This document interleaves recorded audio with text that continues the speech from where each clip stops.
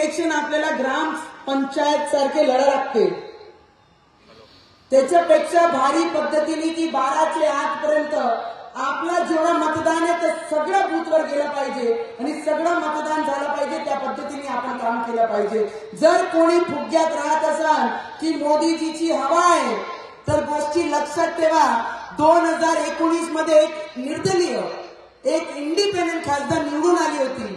एवढी मोठी यंत्रणा असूनही सुद्धा एक निर्दलीय व्यक्ती या जिल्ह्यामध्ये झेंडा काढून गेली होती। तर त्या फुग्यात कोणताही कार्यकर्ता राहू नाही की मोदीजींची हवा आहे म्हणून आपण सहज निवडून येऊ। ज्या पद्धतीने मीडियामध्ये काही गोष्टी एडिट करून विरोधकांकडनं जे बातमी उलट दाखवण्याचे जे प्रयत्न करत आहे त्यांना सगळे ऑपोजिशन वाल्यांना माझं एक सांगणं आहे की या देशामध्ये या देशाची जनतेसोबत जे उमेदवार आहे ते भारतीय जनता पार्टीची एक उमेदवार म्हणून अमरावतीमध्ये आज आम्ही सगळे मोदीजींचे नावाने लोकांकडे जात आहे, मोदीजींचा नमस्कार सांगताय, मोदीजींचे विकास कामं आम्ही सांगताय आणि पूर्ण देशामध्ये कोणताही ऑपोजिशन व्यक्ती त्यांच्या समोर नाही।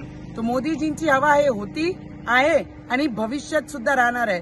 देशाची प्रगतीसाठी हे मोदीजी आवश्यक आहे आणि अबकी बार 400 पार आणि मोदीजी परत एकदा 2024 मध्ये हे आमच्या देशाचे प्रधानमंत्री होणार आहे। त्याच्याच सोबत आमचे आदरणीय प्रदेश अध्यक्ष बावनकुळे साहेब जे आमचे नेते आहे त्यांच्याबद्दल ना सांगताना अशा पद्धतीने एडिट करून ते विरोधक काही ना काही काम करण्याचं हा पूर्ण प्रयत्न करत आहे। मला त्यांना एकच सांगणं आहे की आमचे बावनकुळे साहेब हे आमचे नेते आहे आणि मी जे बोलली होती ते अचलपूर मतदारसंघाचे जे आमदारांनी माझ्यावर, रवीजीवर आणि माझ्या मुलांवर जे बोलले होते मी हे शब्द त्यांच्यासाठी वापरला होता।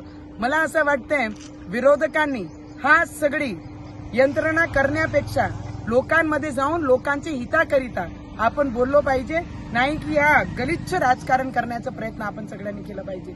आम्ही भारतीय जनता पार्टीचे कार्यकर्ता जे उमेदवार आहे मोदीजींचे नावानी मतं प्रत्येक ठिकाणी जाऊन मागताय की देशाच्या विकासाकरिता मोदीजींना मतदान करा, देशाच्या हिताकरिता मोदीजींना मतदान करा।